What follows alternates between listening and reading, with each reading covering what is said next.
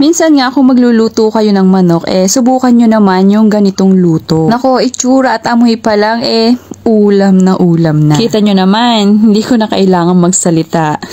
So ngayong araw nga po ay magluluto po tayo ng creamy salted egg chicken. Bali gumamit nga po ako dito ng leg quarter ng manok at tinanggalan ko na po ito ng buto. Pwede din po kayo ditong gumamit ng chicken wings. Binudburan ko lang po ito ng pampalasa katulad ng paminta, asin at garlic powder tsaka ito pong isang itlog. Lamas-lamasin lamang po hanggang sa malagyan po lahat ng mga pampalasa itong ating chicken. Tapos atin po itong i-coat nitong cornstarch. Para po kapag pinrito ay malutong po itong ating chicken. So ayan, paulit-ulit po itong ating gagawin. Hanggang sa ma-coat po lahat ng cornstarch itong ating manok. Easy lang naman ito guys, kaya naman kayang-kaya nyo rin po itong gawin. Para maiba naman yung luto nyo sa manok. At hindi nyo na nga po kailangan mag-order pa palagi sa labas dahil kayang-kaya nyo po itong gawin sa bahay. At ayan na nga po, naglagay po ako ng marami-raming mantika at isa-isa na natin inihulog itong ating chicken. So ito po ay palulutungin lamang po natin. Masarap nga din po ditong gamitin yung chicken wings pero para sa akin ay mas trip ko talagang gamitin yung leg quarter part ng chicken lalo na nga kapag natatanggalan ko ito ng buto kasi nga nuot na nuot yung mga pampalasa na inilagay natin dito sa ating manok.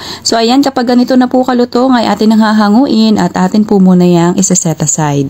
O diba? So isunod nyo na po dito yung iba pang hindi napiprito. So dito po sa isang kawali ay naglagay po ako dyan ng konting mantika at 2 kutsara naman po ng butters. Ito po ay akin tutunawin lamang. At maglalagay po ako dito ng garlic powder. Pwede po kayong gumamit dito ng sariwang bawang.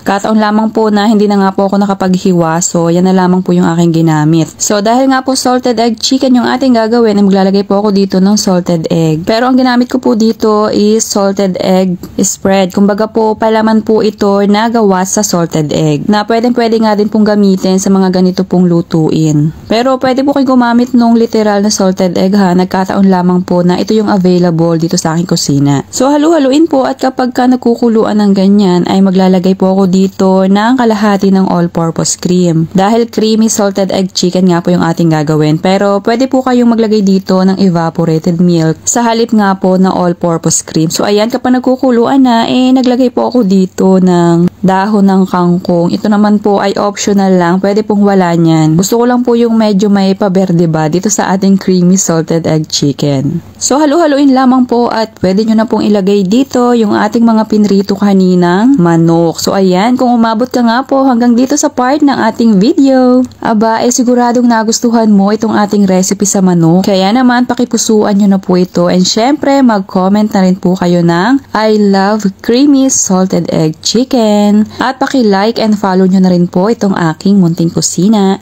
Salamat po. So ayan, after po nyan, ay hayaan na lamang po yan ng mga 1 minuto sa katamtamang lakas po ng apoy para lang po mas manuot yung ating mga pampalasa. At okay na po yan. Ako, pwede nyo na po yung iserve and syempre, i-enjoy.